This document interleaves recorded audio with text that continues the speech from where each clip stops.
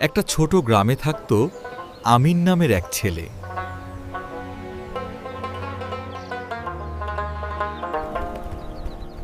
আমিন, ওঠো বাবা, ফজরের সময় হয়ে গেছে। মা, আর একটু ঘুমাই। যে আল্লাহের জন্য উঠে আল্লাহ তাকে ভালোবাসেন। যে আল্লাহর জন্য উঠে আল্লাহ তাকে ভালোবাসেন। কষ্ট হলেও আমিন চেষ্টা শুরু করলো।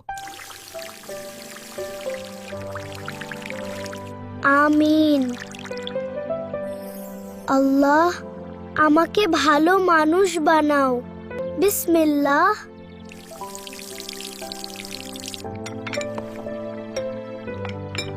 মাশাআল্লাহ, তুমি খুব ভালো শিখছো। আমিন প্রতিদিন ভালো কাজ করার চেষ্টা করত।